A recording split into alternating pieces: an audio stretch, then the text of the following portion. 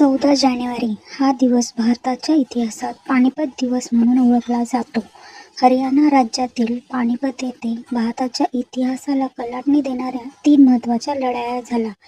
पानिपतच्या 3 ऐतिहासिक लढाया म्हणजेच पानिपतची पहिली लढाई ही इसवी सन 1526 मध्ये बाबर आणि इब्राहिम लोधी यांच्या दरम्यान झाली. मुघल साम्राज्याची भारतात ही सुरुवात होती. पानिपतची दुसरी लढाई ही इसवी सन 1556 मध्ये अकबर आणि हेमू यांच्या दरम्यान झाली.